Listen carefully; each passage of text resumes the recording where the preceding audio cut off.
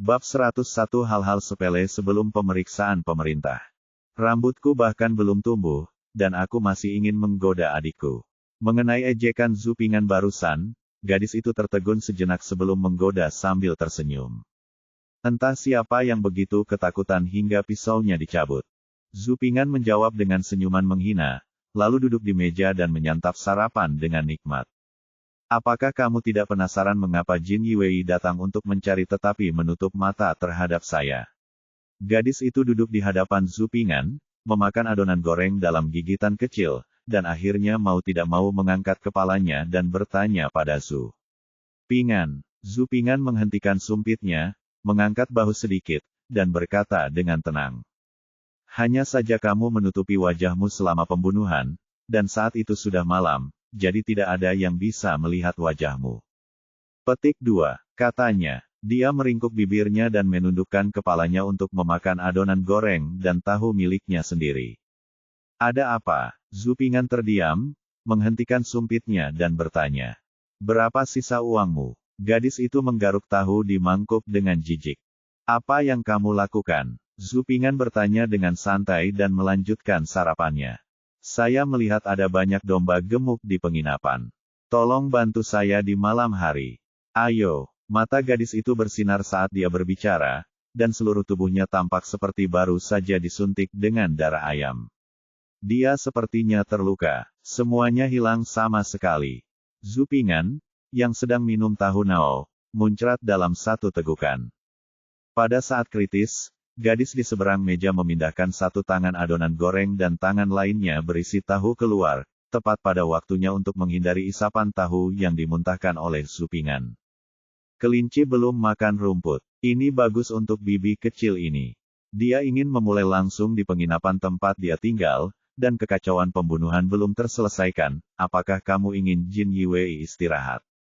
Mereka bukan vegetarian. Selain itu, bukan berarti paman dan yang lain tidak mengenal Anda.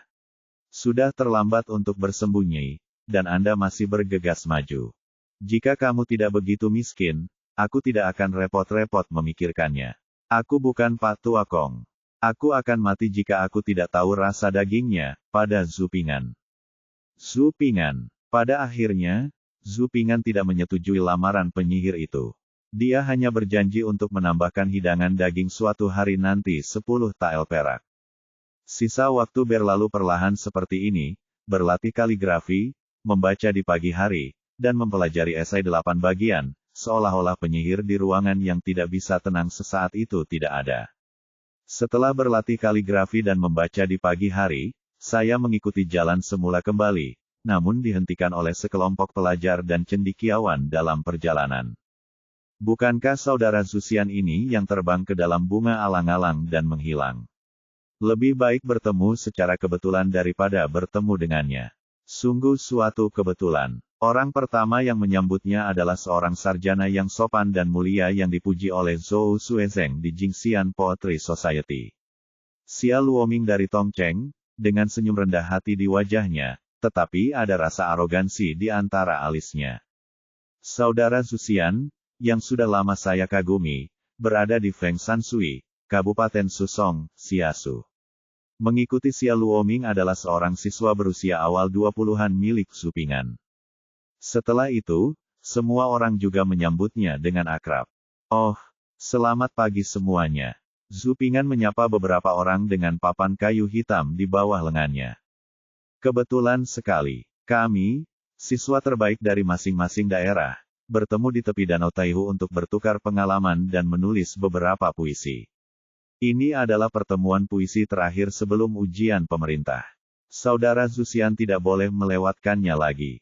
Feng Sansui dari Kabupaten Susong berbasa-basi dan mengundang Zhu Ping'an untuk menemani mereka ke pertemuan puisi.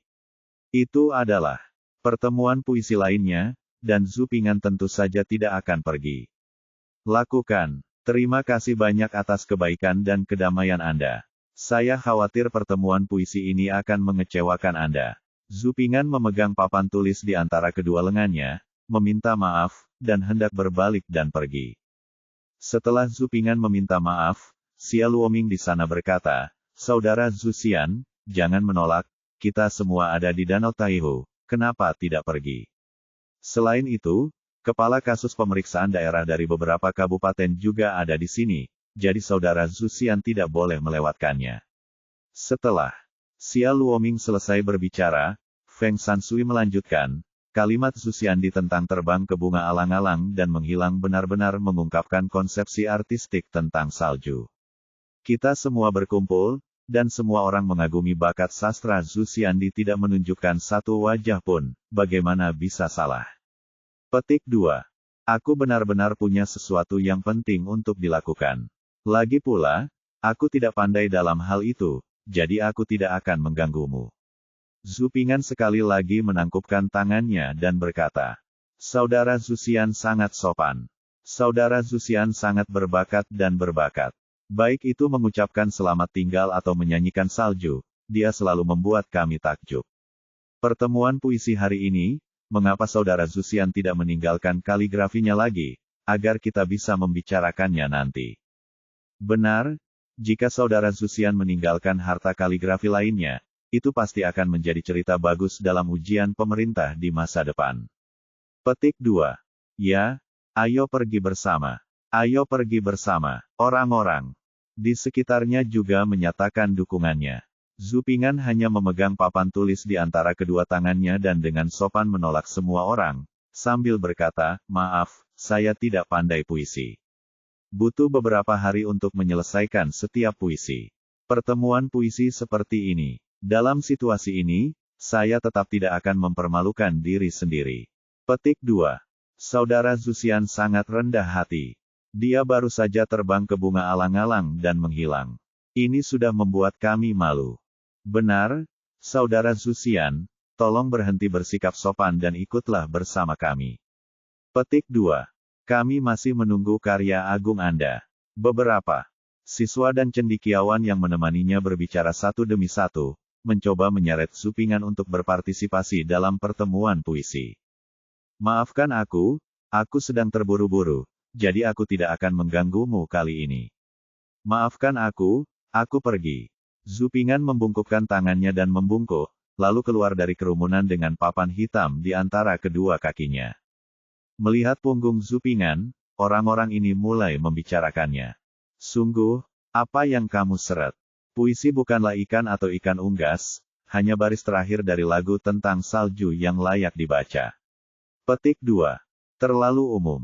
Petik 2. Membeli ketenaran dan memancing reputasi. Petik 2. Aku pasti takut. Aku khawatir aku tidak bisa menulis puisi di depan umum. Lupakan saja, kakak Feng Ji, kakak Li, ayo pergi ke klub puisi Taihu. Petik 2. Orang-orang membicarakannya, dan suaranya tidak keras atau pelan, dan hanya beberapa bagian suara yang sampai ke telinga Zhu Ping'an. Zhu Ping'an tidak mempedulikan hal ini. Sisiran kembali ke penginapan, hanya memesan 2 piring dan 1 sup di lobi, lalu pergi dia berjalan ke atas di dalam kotak makanan. Pertemuan puisi semua tidak ada gunanya, jadi lebih baik manfaatkan waktu untuk membaca lebih banyak buku, dan tidak ada yang terkesan dengan puisi itu. Artikel demi artikel, beberapa puisi bagus beredar. Tentu saja, berita bahwa Zhu Ping'an menolak untuk berpartisipasi dalam pertemuan puisi juga dirilis mampu menulis puisi, dan menjadi pertemuan puisi. Latar belakang pertemuan puisi dapat dikatakan sebagai kontribusi terhadap pertemuan puisi ini. Waktu berlalu sangat cepat setelah pertemuan puisi, begitu cepat hingga ujian dimulai hampir dalam sekejap mata. Bab 102 Pemeriksaan Pemerintah. Kamu sangat menyebalkan, aku harus dibangunkan olehmu setiap saat. Penyihir di tempat tidur mengulurkan tangan rampingnya untuk menggosok matanya yang mengantuk dan berkata dengan marah. Setelah gadis itu membuka matanya yang gelap, dia menemukan bahwa Zhu Ping'an sudah berpakaian dan hendak keluar. Dia tidak membawa tas kain aneh yang biasa dia bawa, atau papan kayu rusak mengambil apapun dengan tangannya yang kosong. Sangat penasaran. Mengapa kamu pergi dengan tangan kosong? Gadis itu bertanya dengan rasa ingin tahu. Ujian pemerintah akan segera dimulai. Saya akan mengikuti ujian. Saya meninggalkan 100 koin di atas meja. Anda bertanggung jawab untuk makan 3 kali sehari. Lebih berhati-hatilah saat Anda masuk dan keluar, seorang berbalik dan memberikan instruksi sebelum pergi. Mengapa kamu tidak mendapatkan apapun untuk ujian? Gadis di tempat tidur mengajukan pertanyaan satu demi satu, bukankah kamu disebut pecundang? Dan mengapa kamu bahkan tidak membawa pena ke ujian? Ujian pemerintah berbeda dengan ujian daerah. Kami hanya diperbolehkan membawa satu kutipan ujian, dan sisanya tidak diperbolehkan. Ruang ujian kami sendiri yang bertanggung jawab menyediakannya, jawab Zupingan dengan tenang. Oh, kembalilah dengan nilai tertinggi. Gadis di tempat tidur memandang Zupingan sambil tersenyum dan berkata, seperti adikmu, ini hanya ujian pemerintah. Zupingan menutup pintu tanpa suara dan turun ke bawah. Paman dan anak-anak lainnya bangun pagi-pagi dan memesan meja lain di lobi dengan makanan dan anggur enak. Mereka memanggil setiap siswa yang dia kenal untuk mengikuti ujian kekaisaran dan memberi mereka beberapa nasihat. Zupingan juga menikmati dorongan langka dari pamannya, meskipun sekilas terlihat jelas bahwa maksud pamannya berbeda. Zupingan mengikuti kerumunan ke ruang pemeriksaan. Jalanan ramai dengan orang-orang dan lalu lintas terus-menerus. Rumah Anxing juga mengirimkan banyak pejabat pemerintah dan sersan untuk berdiri di sekitar jalan untuk menjaga ketertiban. Ruang ujian-ujian pemerintah jelas jauh lebih baik daripada ujian daerah. Itu adalah sebuah rumah besar dengan sebuah plakat tergantung di atasnya bertuliskan, halaman ujian prefektur Anxing. Seperempat jam kemudian, pintu halaman terbuka. Di bawah komando pejabat pemerintah dan sersan, para pelajar dan cendekiawan dibagi menjadi 4 baris sesuai pemeriksaan dan diperiksa satu per satu kecuali pemeriksaan akan diblokir dari gerbang. Saya tidak melihat satupun teman siswa saya di luar gerbang, tetapi saya melihat Xia Luoming dan yang lainnya dari Tongcheng yang saya temui beberapa waktu lalu. Xia Luoming dan yang lainnya tampak cukup percaya diri kompetisi, dan mereka bertukar kata satu sama lain. Setelah pertemuan tatap muka, memberi hormat jauh, dan kemudian tim masing-masing memasuki gerbang satu demi satu. Setelah memasuki gerbang, di bawah pimpinan 4 pejabat pemerintah yang memegang lampion, 4 baris siswa menuju ke 4 ruang ujian masing-masing. Terdapat pagar tirai sederhana di pintu masuk ruang ujian. Setiap calon yang memasuki ruang ujian harus terlebih dahulu menuju tirai dan menjalani pemeriksaan sebelum masuk. Zuping mengatur agar tim juga memasuki tirai untuk diperiksa. Ada 4 sersan di tirai yang bertanggung jawab untuk memeriksa.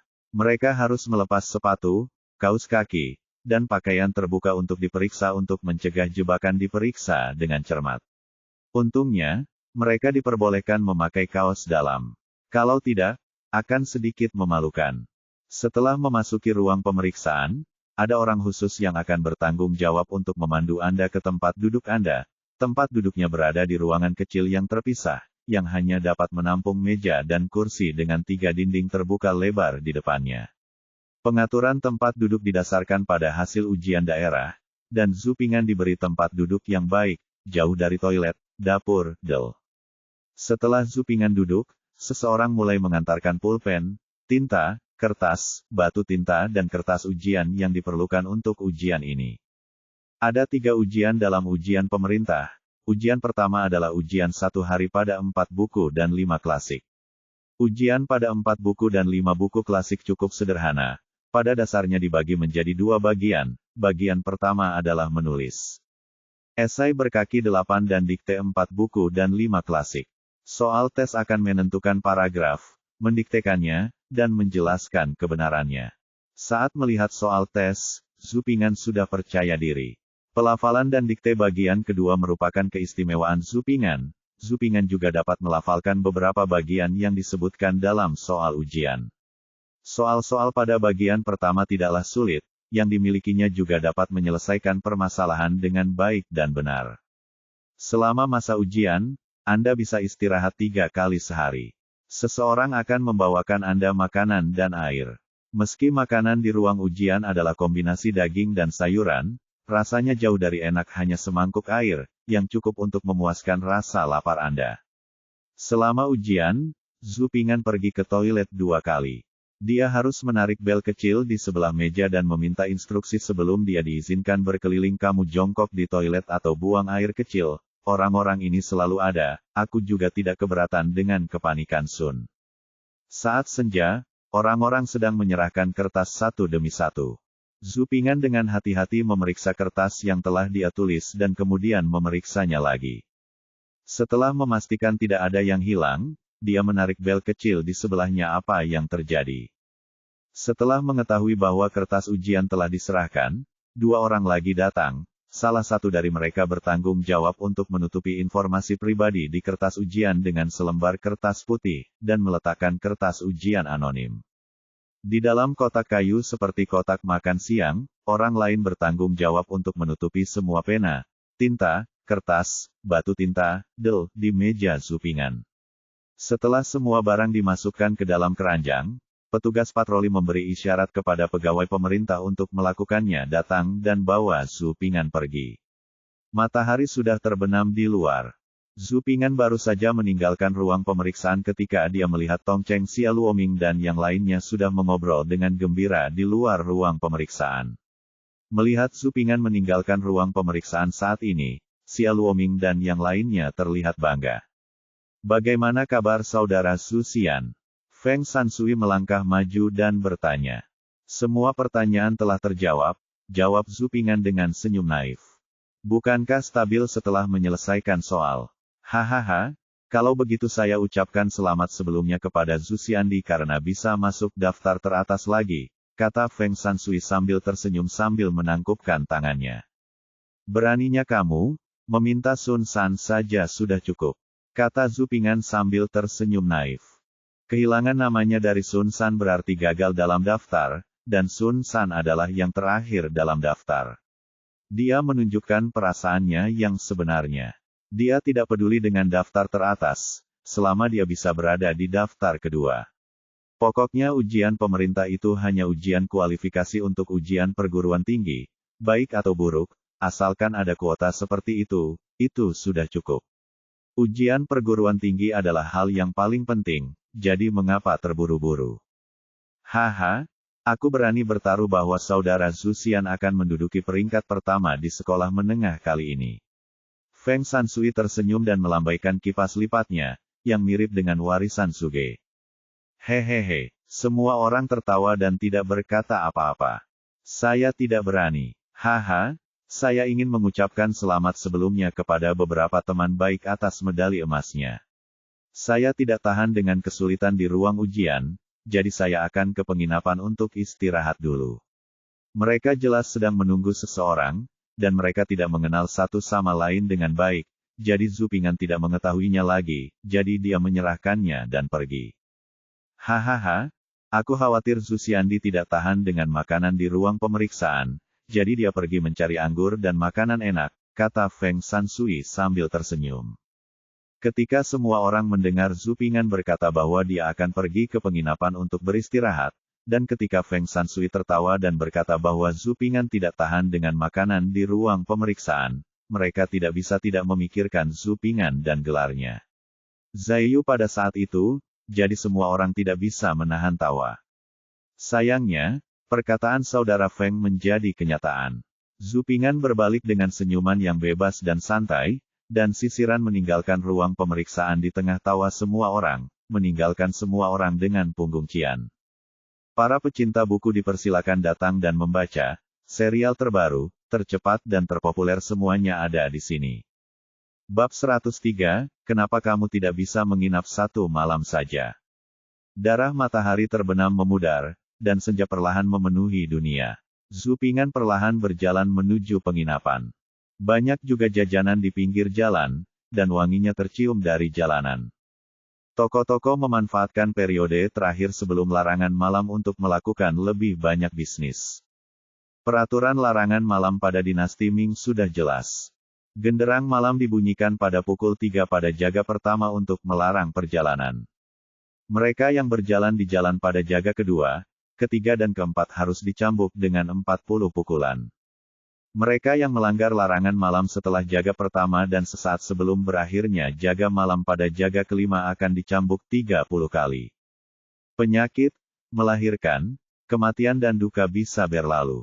Tentu saja ada kebijakan di atas dan tindakan pencegahan di bawah. Jika Anda memberlakukan jam malam dan memblokir jalan, bukan. Kembali di pagi hari. Misalnya, paman saya dan yang lainnya melakukannya terakhir kali, menyelinap menjauh dari semak-semak dan berperang gerilya dengan Anda. Selain itu, larangan malam hari hanya berlaku di dalam kota, sedangkan di luar kota jauh lebih longgar. Saat melewati sebuah toko jajanan, Zupingan tertarik dengan wanginya yang menarik. Kami punya ikan teri goreng. Enak dan tidak mahal. Saya mau, Pak. Pemilik toko, sepasang muda-mudi, menyapa pria di depan warung. Ada seember ikan teri hidup di depan kiosnya. Badannya tembus pandang. Ikan teri kecil berbentuk lembut, bagian depannya hampir silindris, dan bagian belakangnya pipih. Kepalanya panjang dan rata, tulang di bagian atas kepala tipis dan tembus cahaya, dan bentuk otaknya dapat dilihat di luar tubuh. Ketika Zupingan datang ke Anxing Mansion, ia berkali-kali mendengar nama ikan teri, konon ikan ini hanya bisa hidup 1 tahun. Ikan teri disebut juga Po Niang Sheng, karena ikan ini akan berenang ke tempat bertelur. Bingkai itu ditutupi kerikil, dan aku menggiling batu itu dengan perutku dengan putus asa. Agar bisa memecahkan perutnya untuk bertelur, induk ikan teri ini akan mati karena perut dan ususnya pecah saat melahirkan bayinya. Jadi ikan jenis ini disebut juga Po Niang Sheng. Ikan terinya dibalut tepung dan digoreng. Tentu saja ada bahan lain, tapi ikan teri gorengnya berwarna keemasan dan mengeluarkan wangi yang memikat. Bolehkah saya mencicipinya? Zupingan berhenti dan bertanya. Pemilik toko menggunakan tindakan daripada kata-kata. Dia membawakan sepiring ikan teri yang baru digoreng dan sepasang sumpit untuk Zupingan, dengan senyum percaya diri di wajahnya. Saya tambah 1 dengan sumpit, ditiup sedikit, lalu dimasukkan ke dalam mulut. Rasanya yang penuh kelembutan, kerenyahan, menyegarkan, wangi, lembut dan tanpa tulang membuat orang ingin menyantapnya. Yah, rasanya enak. Beri aku 1, 2 porsi, dan minta toko membungkusnya untukku. Zupingan meletakkan sumpitnya, mengembalikan piringnya ke toko, dan mengangguk puas. Tadinya saya akan pesan 1 porsi, tapi kemudian saya teringat Vixen yang haus daging di rumah, jadi saya berubah pikiran dan memesan 2 porsi. Baik Pak, mohon tunggu sebentar. Pemilik toko menyapa Zupingan dengan hangat dan memintanya untuk duduk sebentar. Tak lama kemudian, kedua porsi ikan teri goreng itu dibungkus dengan kertas kasar, diikat dengan tali, dan diserahkan kepada Zupingan. Zupingan mengambil 2 porsi ikan teri goreng, menanyakan harganya kepada bos, lalu menghitung 20 sen dari sakunya dan menyerahkannya kepada bos. Bos mengambil uang itu dan berkata, jika Anda menyukainya, Tuan, sebaiknya Anda kembali lagi nanti. Selain itu, toko kami juga memiliki anggur silinder Taihu, yang dibuat sendiri, yang cocok dengan anggur ikan teri. Zupingan berpikir sejenak, memikirkan rubah betina di rumah yang telah mengeluh selama beberapa hari bahwa dia tidak akan bahagia tanpa anggur, daging, atau nasi. Ujiannya berjalan dengan baik. Jadi, Zupingan membayar dan membawa sebotol kecil makanan ke toko.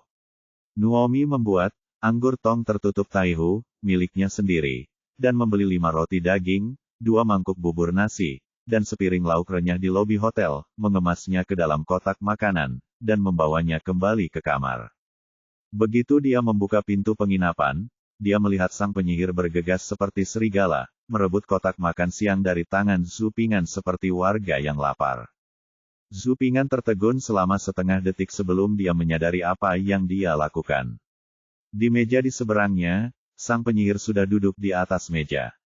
Dia mengambil gigitan kecil tetapi dengan cepat mulai makan, termasuk seteguk ikan teri goreng, seteguk kecil roti daging, dan bahkan seteguk danau Taihu. Menyegel anggur di dalam tong itu seperti badai. Kalau begitu, dulu ada hidangan daging setiap hari. Zupingan menutup pintu dan berkata dengan tenang. Apakah itu mantra? Kamu menangkapnya dengan mudah. Dia memegang makanan di mulutnya dan berbicara sedikit tidak jelas. Dia menyesap anggur untuk menelan makanan itu, dan mengulangi apa yang baru saja dia katakan. Kalau begitu, kamu mengatakannya dengan enteng, aku belum makan sepanjang hari, milikmu paman sialan, aku sedang makan dan minum dengan beberapa cendekiawan masam di pintu masuk lobi pagi-pagi sekali. Ini sudah siang lagi, dan aku tidak bisa melompat keluar jendela dan berjalan ke atap. Kamu bisa mencobanya tanpa makan atau minum selama sehari. Oke, Zhu Ping'an merasa lega. Gadis itu makan seporsi ikan teri goreng, 2 roti daging, setengah botol wine, dan hanya minum setengah mangkuk bubur dengan lauk pauknya sebelum dia mulai bersendawa. Zhu Ping'an segera memasukkan sisa makanan ke dalam perutnya, kecuali anggur tong tersegel Taihu yang tersisa di toples. Zhu Ping'an tidak lebih baik dari gadis iblis saat ini. Roti daging dan makanan ini hanya membuat Zhu Ping'an merasa 90% kenyang. Melihat makanan lezat yang kamu beli, kurasa kamu pasti mengerjakan ujian dengan baik. Setelah selesai makan, sang penyihir tersenyum dan memegang dagunya sambil melihat Zhu Ping'an membersihkan piring, dan bertanya dengan senyum centil. Selama kamu tidak gagal dalam ujian, kata Zhu Ping'an tanpa mengangkat kepalanya, setelah meletakkan semua piring di kotak makanan. Kalian para sarjana hanya tidak senang. Tidak apa-apa jika kamu baik. Kamu tetap harus mengatakan bahwa kamu tidak akan gagal dalam ujian dan kamu tidak akan dirugikan, kata gadis itu sambil tersenyum.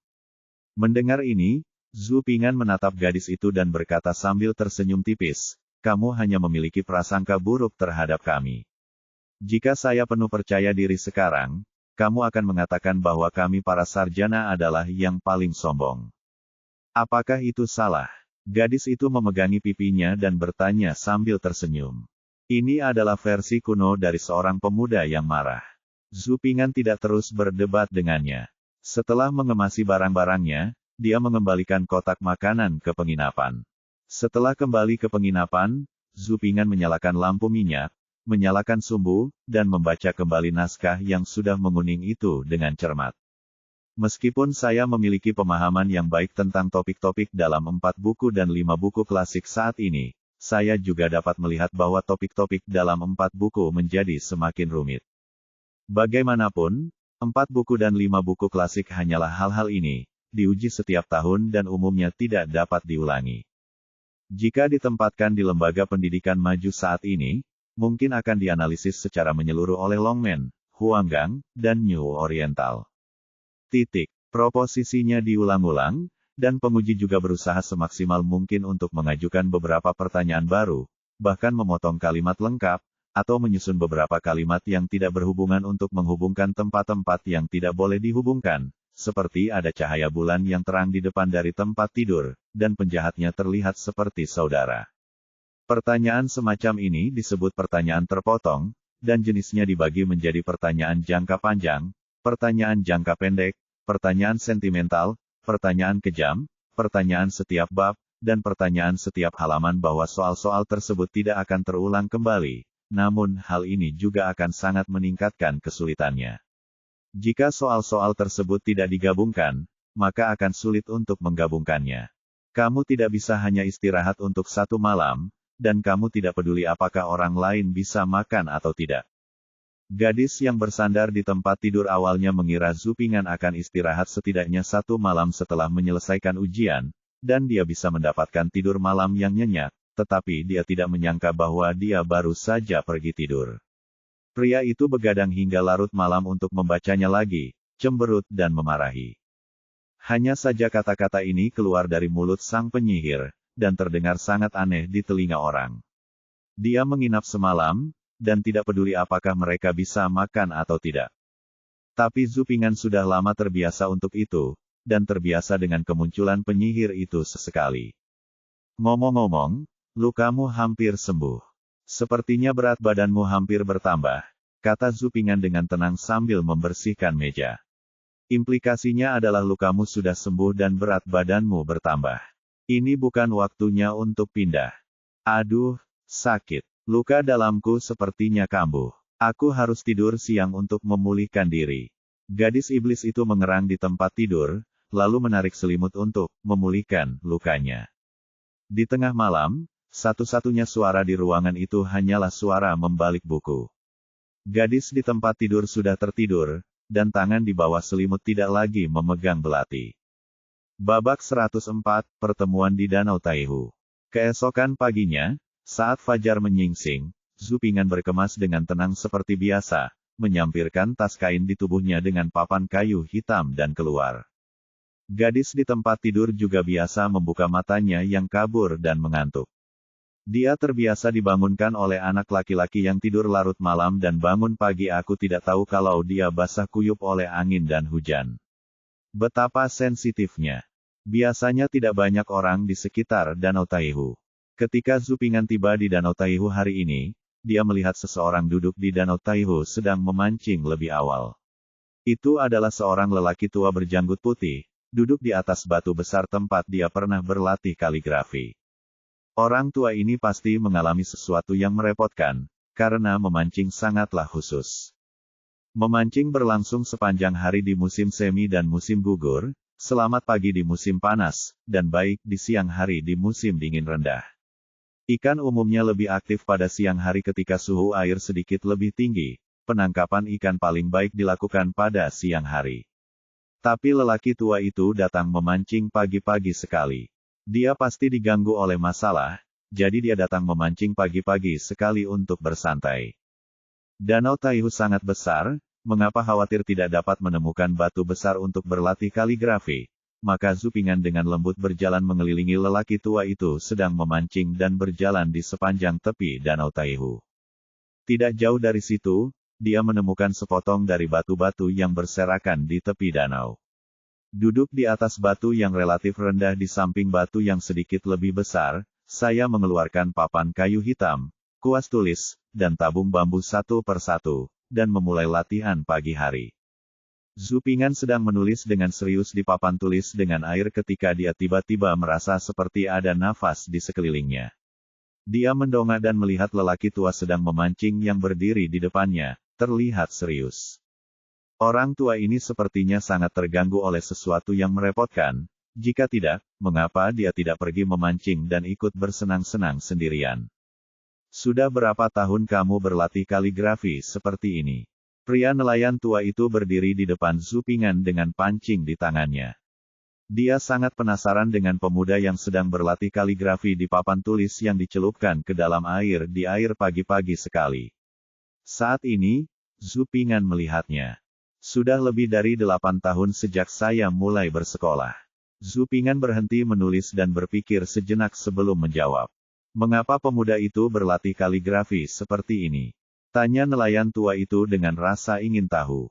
Waktu saya kecil, keluarga saya miskin, jadi berlatih kaligrafi seperti ini bisa menghemat banyak pulpen, tinta, kertas, dan batu tinta, dan orang tua saya juga tidak akan banyak mengeluarkan keringat.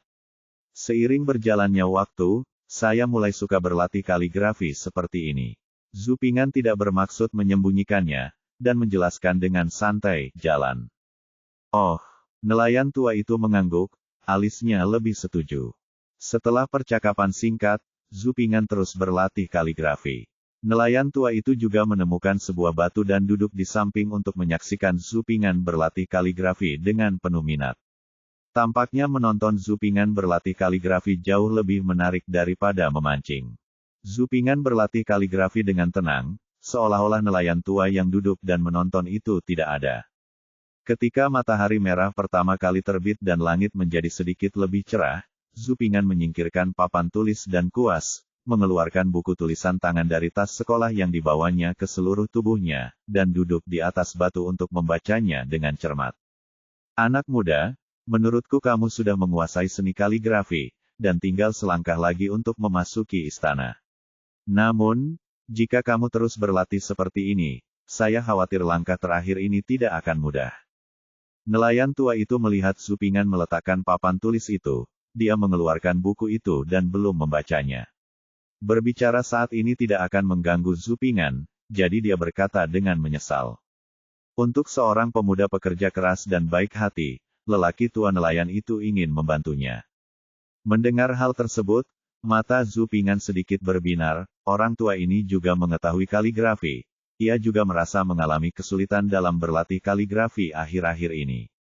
Ketika kita mencapai kemacetan, meski kita mengalami sedikit kemajuan setiap hari, nampaknya ada rintangan di depan kita, seperti tebing yang menjulang setinggi 100 kaki, yang sulit untuk diatasi. Saat ini, saya melihat nelayan tua itu tampak menyesal, namun dia penuh percaya diri, seolah berusaha membantunya. Oleh karena itu, Zhu Ping'an tidak ragu lagi. Tolong beri saya nasihat. Zhu Ping'an berdiri dan membungkukkan tangannya. Pria nelayan tua itu melambaikan tangannya dan memberi isyarat kepada Zhu Ping'an untuk duduk dan mengobrol. Dia memutar-mutar janggutnya dan berkata sambil tersenyum, itu tidak dihitung sebagai memberi nasihat. Itu hanya pembicaraan dari pengalaman. Untuk bergabung dalam postingan, Anda harus memposting postingan tersebut. Pria nelayan tua itu berkata dengan nada lembut. Saya kira pemuda itu sudah memposting postingan tersebut, tetapi yang di atas hanyalah perkenalan, yang di atas saja tidak cukup. Ping'an duduk di samping sambil memegang buku dan mendengarkan dengan seksama. Mengetahui bahwa nelayan tua itu akan sampai pada poin kunci, dia mencondongkan tubuh sedikit ke depan dan mengangkat telinganya untuk mendengarkan dengan seksama. Berlatih kaligrafi tidak hanya perlu menyalin dan menyalin, tetapi juga membaca. Untuk mempelajari buku dan memahaminya dengan baik, Anda harus memahaminya dari kaligrafinya. Beberapa kaligrafi bagus karya orang zaman dahulu tidak perlu selalu ditiru. Membaca dan memahami, membaca dengan cermat, dan mengulangi pengalaman dan memahami hukum dan pesona. Di zaman kuno, semua orang pandai membaca Tai. Cao Mengde dari 3 kerajaan dan Ouyang Sun dari dinasti Tang semuanya suka membaca Tai berteman dengan orang dahulu, dan harus mulai dari satu titik ke titik lainnya. Pelajari dan renungkan dengan cermat keindahan tulisan, susunan kata, komposisi, momentum, dan pesona orang dahulu keindahan jiwa, dan yang ketiga adalah keindahan emosi. Kita harus memahami dan memahaminya dengan cermat, mengumpulkannya sedikit, dan perlahan-lahan menyerapnya tangan dan diperkaya di atas kertas. Dengan pencocokan pikiran dan tangan, bukan tidak mungkin mendapatkan hasil 2 kali lipat dengan setengah usaha, seperti halnya mengajar generasi muda. Setelah mendengar ini, Zhu Ping'an merasa seolah-olah dia telah tercerahkan. Tebing yang tidak dapat diatasi juga memiliki tangga batu, dan sepertinya dia bisa melintasinya hanya dengan menaiki tangga. Terima kasih atas pengajaranmu, Pak Tua. Zhu Ping'an berdiri lagi dan membungkuk dalam-dalam dengan tangan di tangannya. Dengan senyuman lembut di wajahnya, lelaki tua itu menerima hadiah Zhu Ping'an, lalu mengeluarkan sebuah buku yang sudah menguning dari tangannya dan menyerahkannya kepada Zhu Ping'an, sambil berkata, ini adalah salinan dari Gulir Du Fu karakter besar, oleh Zhang Jizi dari dinasti Song. Meskipun itu salinan tapi ada 9 poin kesamaan dalam semangat. Anda dan saya ditakdirkan untuk bersama, jadi saya akan memberikan buku ini kepada Anda. Petik 2. Zhu Ping'an mundur selangkah, gemetar kepalanya sedikit dan berkata, orang tua itu menyimpan buku ini dekat dengan tubuhnya. Dia pasti sangat menyukainya. Aku baru saja mengatakannya. Orang tua itu mengajariku bantuan yang besar, tapi aku tidak berani mengambil cintaku dengan ini buku. Melihat Zhu Ping'an bisa menolak tanpa berkedip, nelayan tua itu merasa lebih menghargai dan bersikeras memberikan buku fotokopi itu kepada Zhu Ping'an. Pisau yang bagus diberikan kepada pahlawan, dan tongkat yang bagus juga harus diberikan kepada mereka yang mengetahui barangnya. Diberikan oleh seorang tetua, jangan menolak. Nelayan tua itu bersikeras untuk memberikan hadiah itu berkali-kali, tetapi lelaki tua itu masih bertahan, dan wajahnya hampir menjadi pucat. Zhu Ping'an tidak punya pilihan selain menerimanya, dan sekali lagi mengucapkan terima kasih yang dalam kepada lelaki tua itu. Terima kasih Pak Tua atas hadiahnya. Ping'an pasti tidak akan mempermalukannya. Oh, saya belum menanyakan nama lelaki tua itu. Orang tua itu sangat baik. Dia tidak akan pernah melupakan Zhu Ping'an saat dia turun sungai. Nelayan tua itu melambaikan tangannya dan berkata sambil tersenyum, mengapa kita perlu saling mengenal ketika kita bertemu? Anak muda, tolong pelajari baik-baik. Setelah mengatakan itu, nelayan tua itu tersenyum dan pergi dengan anggun pancingnya. Babak 105, terkejut mendengar tentang budak Jepang. Pukul selagi setrika masih panas, setelah lelaki tua pemancing itu pergi, Zhu Ping'an duduk di tepi danau Taihu dan bersandar di batu untuk membaca dengan cermat buku fotokopi yang diberikan oleh lelaki tua itu. Ketika saya pertama kali membuka copybook ini, hanya dengan sekali pandang, saya merasa seperti perahu kesepian di laut yang menunggangi angin dan ombak, dan setiap kata menjadi hidup seperti bayangan cermin. Zupingan bersandar pada batu itu, mengamatinya dengan cermat, dan mengulurkan jari-jarinya untuk mengetahui struktur pena. Tanpa disadari, hari sudah cerah, dan seruan nelayan di danau datang dari jauh. Zupingan mengangkat kepalanya dan menatap matahari terbit, dan perutnya keroncongan seiring waktu. Kemudian dia dengan enggan menerima buku fotokopi itu, berdiri, memasukkan buku fotokopi itu ke dalam tas sekolahnya, mengemasi barang-barangnya, dan berjalan menuju penginapan dengan pakaian hitam, papan di bawah lengannya pergi. Saat saya lewat di pinggir jalan, saya tertarik dengan aroma toko yang membuat jajanan, mie capok. Jadi saya masuk ke toko dengan papan kayu hitam di bawah lengan saya, meminta seporsi mie capok kepada bos semangkuk bubur nasi, dan membayarnya. Duduklah di toko dan tunggu dengan sabar. Tak butuh waktu lama bagi toko tersebut untuk menyajikan sepotong daging nasi kukus. Zupingan menggigit dan menggerakkan jari telunjuknya meski mulutnya gosong rasanya yang enak. Bedaknya menyerap minyak dan mempunyai aroma yang khas sehingga mudah disantap namun tidak berminyak. Toko, tolong buatkan yang lain dan kemas untuk dibawa pulang. Zupingan menghentikan toko dan membayar lagi. Oke. Aku akan membuatkannya untukmu setelah kamu makan 70 hingga 80%. Akan panas saat kamu membawanya pulang. Pemilik toko mengambil uang itu dan berkata dengan penuh perhatian pada Zupingan. Sudah waktunya bekerja di sana. Zupingan mengangguk puas.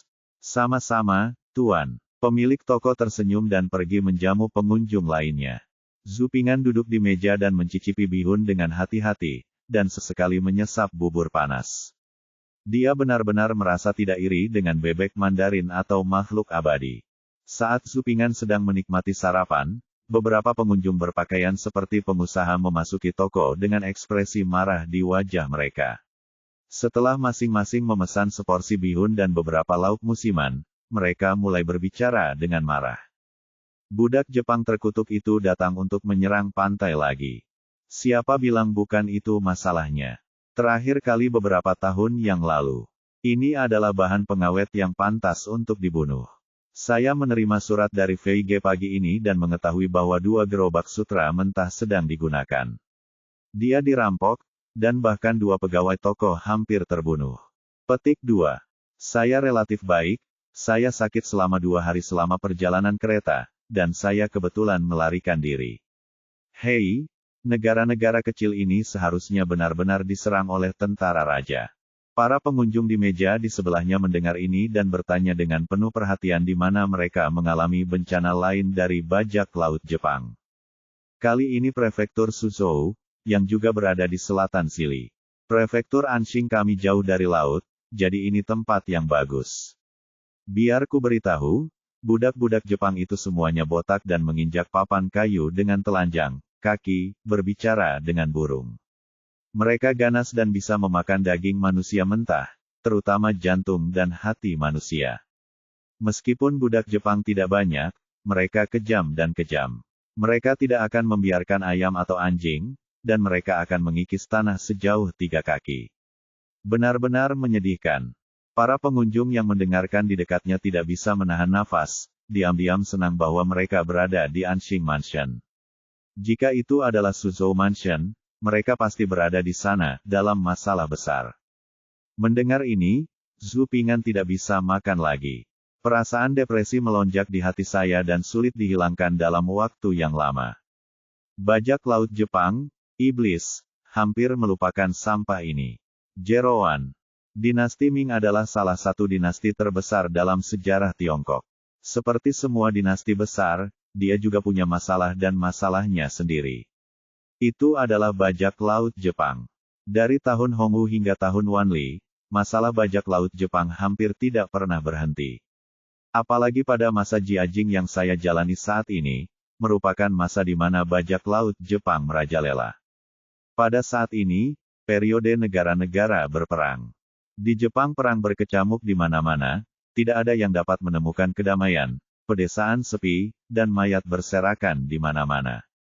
Para pengembara tunawisma seperti anjing liar, para pengungsi yang tidak memiliki makanan untuk ditanam dan tidak ada ikan untuk ditangkap, dan para bajingan yang putus asa semuanya mengarahkan pandangan mereka pada Tiongkok yang kaya di seberang lautan, dan satu demi satu kapal Jepang berangkat. Bajak laut Jepang pada periode ini adalah para pejuang frustasi, Ronai, dan pengungsi dari Jepang. Tentu saja ada juga kelompok bajak laut dan penyelundup dari pesisir negara saya yang ikut serta, dan proporsinya juga besar di pantai tenggara Tiongkok. Dalam jangka menengah, bajak laut Jepang menyerbu wilayah pesisir tenggara Tiongkok secara besar-besaran. Penduduk di wilayah pesisir Zhejiang, Shandong, Fujian, Guangdong dan provinsi lain dirusak oleh bajak laut Jepang. Invasi Jepang ini berlangsung selama beberapa dekade. Kebencian Zupingan terhadap bajak laut Jepang jauh melebihi orang-orang pada zaman ini. Mereka hanya pernah mengalami bajak laut Jepang. Tidak ada yang tahu kejahatan keji yang dilakukan oleh negara kecil itu ratusan tahun kemudian di tanah Tiongkok, binatang, untuk menggambarkan mereka sebagai binatang. Sekarang setelah mendengar berita tentang bajak laut Jepang yang merusak pantai, Zupingan tidak dapat menyembunyikan kemarahannya, dan hampir memiliki keinginan untuk meninggalkan tulisannya dan bergabung dengan tentara. Tetapi ketika dia berpikir bahwa dia hanyalah seorang sarjana lemah yang tidak memiliki kekuatan untuk mengikat ayam, meninggalkan penanya dan bergabung dengan tentara mungkin hanya akan menambah bekas darah dari pedang Jepang, jadi dia melepaskan ide ini. Lalu saya memikirkannya, bagaimana dengan seorang sarjana? Dia juga bisa menyusun strategi, penanya seperti pedang, dan rencananya seperti pedang. Terlebih lagi, dia memiliki akumulasi ribuan tahun, dan dia memiliki kendali penuh atas akumulasi pengalaman dengan darah Qiji Guang, Yudeyu, dan bahkan pahlawan nasional lebih dari 100 tahun kemudian. Platform? Saya membutuhkan platform. Saya hanyalah orang miskin di desa pegunungan sekarang. Tidak peduli seberapa ambisius dan berpengalamannya saya tidak punya tempat untuk menggunakannya. Akibatnya, saya semakin memikirkan ujian kekaisaran. Nama-nama di daftar emas ditutupi dengan kerudung hitam. Ketika saya memimpin wilayah pesisir, bahkan sebuah kabupaten, saya harus melakukan yang terbaik untuk membunuh orang Jepang yang menyerang budak dan melindungi orang-orang pekerja keras dan baik hati. Akan lebih baik jika platformnya lebih besar. Saya tidak keberatan jika terjadi insiden kapal hitam saat ini. Dikatakan bahwa negara kepulauan itu kaya akan perak, dan wanitanya tampaknya cukup baik. Mari kita meletakkan dasar yang kokoh dengan puisi dan buku. Setelah makan dengan tergesa-gesa, saya mengambil bihun yang dikemas oleh toko dan segera berangkat. Saya tiba di penginapan lebih awal agar saya bisa membaca lebih banyak dan lebih percaya diri untuk disebutkan dalam daftar emas. Pejalan kaki di jalan sering terlihat berbicara tentang prefektur Suzhou berdua dan bertiga. Ketika dia mendekati penginapan, Zupingan bertemu dengan Tong Cheng Xia Luoming, Su Song, Feng Sansui dan lainnya semuanya tampan. Selamat pagi, tuan-tuan. Zupingan menyapa dari kejauhan. Tong Cheng Xia Luoming hanya mengangguk sedikit tetapi tidak berbicara. Oh, ternyata Zhu Xiandi. Xiandi sudah membeli makanan lagi. Su Song dan Feng Sansui mengembalikan hadiah itu. Matanya yang tajam melihat daging nasi di tangan Zupingan dan mau tidak mau memesan itu. Dia mengatakan ini, dengan senyum tipis di bibirnya. Orang-orang yang bepergian bersamanya secara alami menganggap gelar Zupingan sebagai ember nasi, dan beberapa tidak bisa menahan tawa. Setelah ujian kemarin, sulit untuk bersantai. Mengapa Anda tidak mengikuti kami ke Menara Jingxian untuk minum beberapa gelas anggur? Su Song dan Feng Sansui diundang. Aku tidak akan mengganggumu. Aku masih punya makanan di tanganku. Zupingan menjabat daging nasi di tangannya dan berkata sambil tersenyum konyol. Kalau begitu, ucapkan selamat tinggal.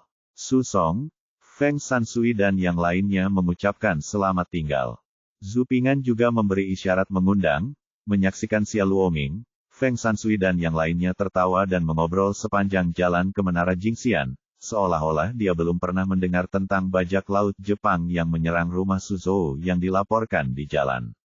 Kembali ke penginapan, Paman Zhu Souren dan yang lainnya juga sedang minum dan tertawa di meja di lobi. Zupingan tidak mengganggu mereka, dan berjalan melewati lobi sambil membawa daging nasi ke kediamannya.